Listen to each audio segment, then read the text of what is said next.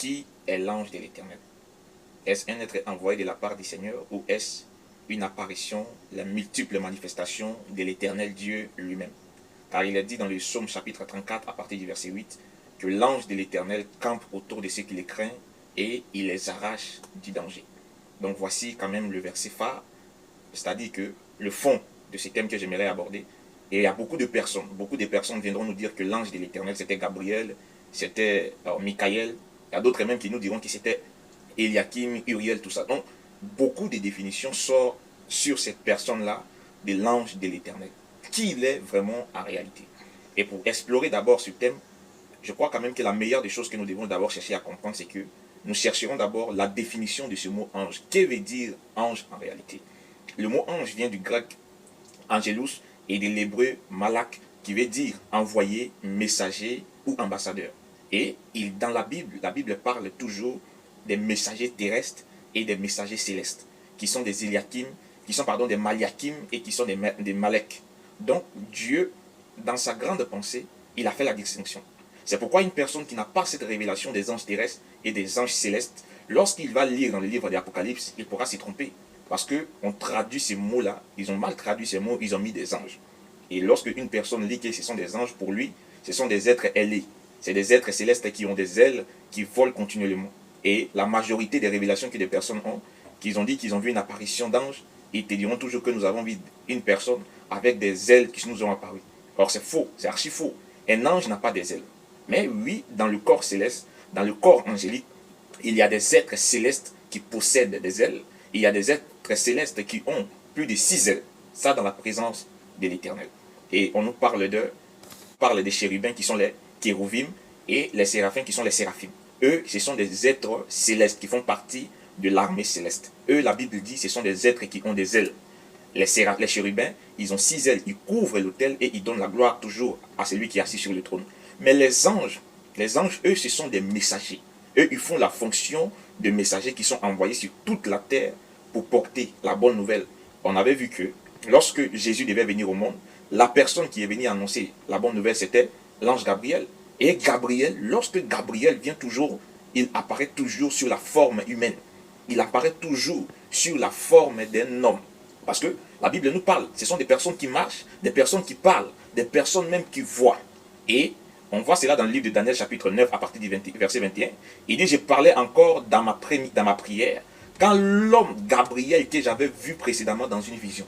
Donc Daniel, il met la différence pour montrer que le Malakim qui lui est apparu, c'était Gabriel sous la forme humaine. Donc on comprend que ces êtres angéliques qui sont des messagers, lorsqu'il veut jouer un rôle sur la terre, il apparaît toujours sous la forme qui est plus proche de l'être humain. Et c'était l'homme.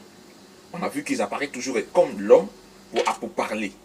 Mais il y a des êtres célestes que Ézéchiel, le prophète Ézéchiel les décrit bien, où il nous parle des roues, les roues dans les roues, où il nous parle des êtres qui avaient des 6 ailes, qui avaient 6 ailes, tout ça.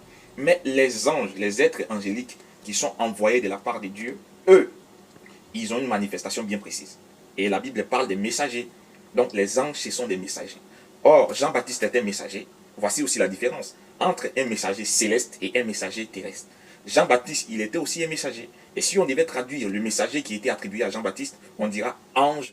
Dieu, il a plusieurs manifestations. Et parlons toujours de l'ange de l'Éternel. Vous verrez que Dieu, dans la Bible, il pouvait se révéler sous la forme d'une colonne de feu. Quand il marchait devant le peuple d'Israël, la Bible déclare que la journée, il était conduit dans la colonne de nuée. Et la nuit, il est conduit dans la colonne de feu. Et à Job, lorsque Job était dans ses lamentations, il s'est révélé dans un tourbillon à ses amis. Et on voit que le Seigneur que nous adorons n'est pas un béton, n'est pas un Dieu limité, n'est pas un être qui n'arrive pas à se manifester, à se mouvoir. Mais Dieu a cette capacité-là de se mouvoir, d'entrer dans la création. Comme d'autres personnes le supposent que, comme il est créateur, il est impossible que ces créateurs-là, il entre dans sa création. Mais c'est faux. Il n'y a aucune loi de la nature qui interdit à Dieu d'utiliser ce qu'il a créé, ça n'existe pas. Parce que l'homme existant déjà sur la terre, Jésus a dit, si vous n'êtes pas capable de comprendre les choses terrestres, ce n'est pas les choses célestes que vous allez arriver à comprendre.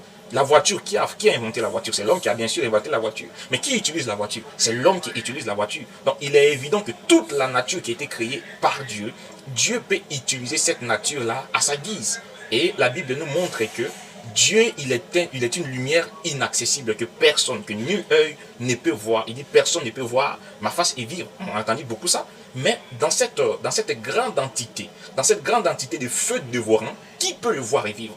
Donc Dieu, pour venir sur la terre, lorsque Dieu veut entrer dans la création, il se simplifie toujours. Lorsque Dieu veut entrer dans cette création, il se manifeste par plusieurs formes différentes qu'on avait vues. Il a plusieurs attributs. C'est ce qui a même trompé nos frères les catholiques, qui croient qu'il y a un Dieu le Père, Dieu le Fils, Dieu le Saint-Esprit. Non, mais ça fait partie des manifestations que Dieu utilise pour venir ici, sur la terre. Ce n'est que le même Dieu qui était autrefois, la Bible dit l'Esprit de Dieu se mouvait sur les eaux. C'était le même Dieu qui était dans la colonne de feu, c'était le même Dieu qui était au temps de Noé, donc même dans le jardin d'Éden. Et la Bible va plus loin pour dire que lorsqu'il introduit de nouveau le Fils dans le monde, donc on comprend d'abord ici que le français nous dit lorsqu'il introduit de nouveau le Fils dans le monde. Donc ce n'était pas la première fois que le Fils soit introduit dans le monde. Ce n'était pas lorsque Marie avait engendré cet enfant que ce n'était pas sa première fois d'entrer dans la création. Il a eu plusieurs fois où Dieu, sous forme angélique, sous forme humaine, est entré dans la création. Et la Bible le prouve. Et on va voir que dans l'hébreu parle de Malek Yahvé, qui veut dire l'ange de l'Éternel. Or, cette appellation, dans toute la Bible de Genèse à l'Apocalypse, ne fait référence qu'à l'Éternel sous la forme angélique. Lorsque nous lisons dans le Nouveau Testament, nous allons voir que de Matthieu, du chapitre de Matthieu jusqu'à l'Apocalypse, cette expression de ange de l'Éternel ne se répète plus. Cette expression de l'ange de l'Éternel ne se répète plus, mais on remarquera toujours que les habitants du Nouveau Testament, les contemporains qui ont écrit dans le Nouveau Testament, ils nous diront ceci toujours que Matthieu chapitre 2, un ange du Seigneur lui est apparu dans Actes chapitre 5 verset 19.